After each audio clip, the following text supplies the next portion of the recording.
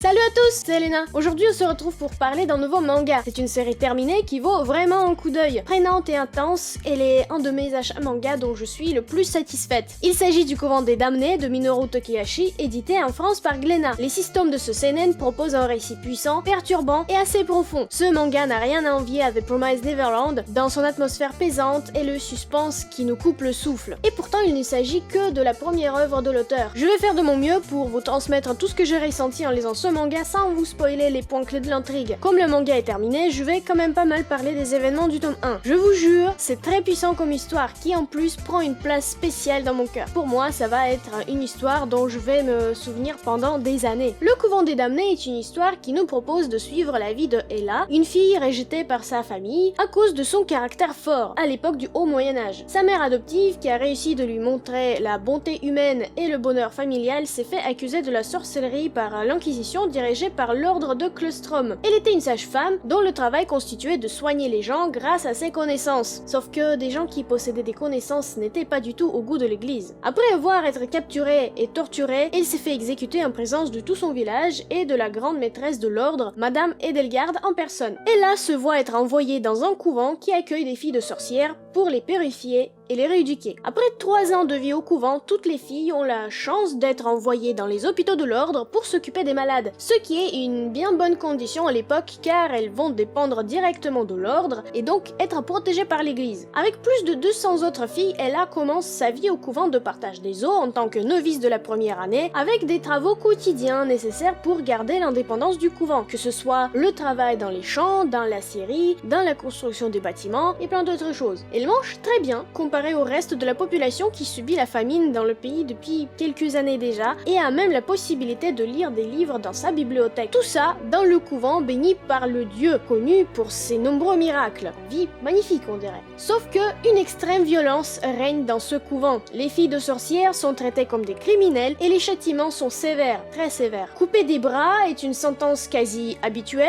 des coups de fouet à volonté sont la norme et la mise à mort est une punition comme une autre. Il arrive même que certaines filles disparaissent du jour au lendemain et personne ne les revoit plus jamais. De nombreux instruments de torture sont utilisés, ceux de l'Inquisition, et les filles de sorcières corrompues sont toutes brûlées sur le bûcher, purifiées par le feu. Ah, et tant que j'y pense, est-ce que je suis la seule romantique qui rêvait souvent de vivre au Moyen-Âge? Avec ce genre d'histoire, je me rappelle à chaque fois que c'était vraiment pas la joie en vrai. Et là se promet de survivre et surtout de venger sa mère. C'est cette vengeance qui l'anime depuis son exécution. Elle se donne comme but de tuer Madame Edelgard, et pour ça il faudra rester en vie pendant les 3 ans de sa présence au couvent. Réussir de monter un grade, car oui, les meilleurs novices peuvent devenir moniales de l'ordre, et c'est la seule solution pour approcher Edelgard, mais surtout, garder toute sa tête. Avec toutes les horreurs qui se passent autour, c'est déjà pas facile de garder son humanité et ne pas les accepter comme une normalité, mais en plus de ça, quelque chose cloche avec la nourriture.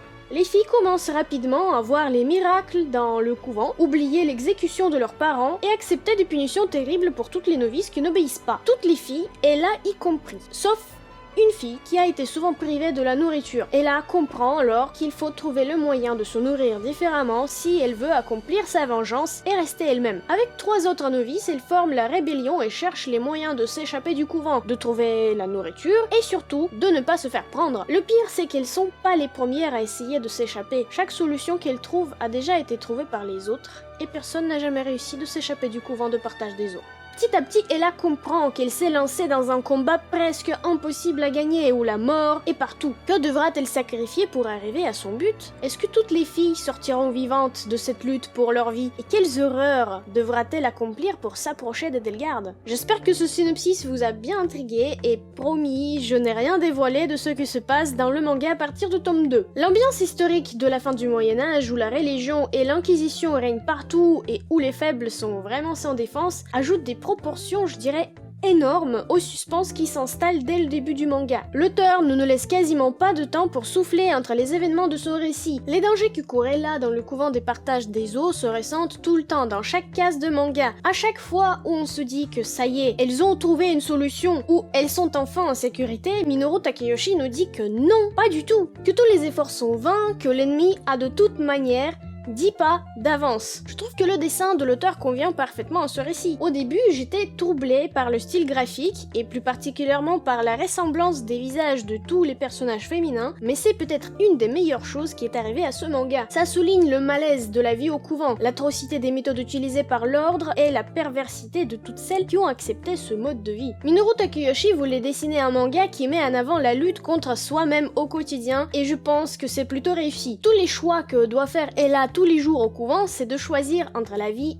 et la mort, que ce soit la sienne ou celle des autres, entre rester fidèle à soi-même ou se soumettre à la volonté des plus forts. Mais il n'y a pas que ça. La question de puissance et de connaissance est également traitée dans le manga. Est-ce qu'il faut avoir une armée pour contrôler les foules, ou il suffit de connaître plus que les autres? À quel point il est facile de diriger le peuple ignorant, aveuglément croyant et surtout apeuré? Ces questions-là se posent plus loin dans le manga quand on apprend plus sur l'ordre, sur les relations qu'il entretient avec Vatican par exemple, ou les nobles. Après avoir lu ce manga, je n'ai pas réussi de lire autre chose pendant une semaine. Je n'arrêtais pas de réfléchir aux événements du récit, au choix d'Ella et à la terreur que les personnages devaient ressentir pendant ces 3 ans au couvent. J'étais vraiment très impressionnée. Ce manga n'a vraiment rien à envier à The Promised Neverland, donc si vous cherchez des mangas dans ce genre, je vous le conseille. Le gros plus de la série, c'est qu'elle est déjà terminée, et vous pouvez donc tout lire d'un coup. Malheureusement, la fin a été racontée un peu trop rapidement. Je pense que l'auteur avait prévu au moins un tome de plus pour son histoire, mais l'éditeur l'avait poussé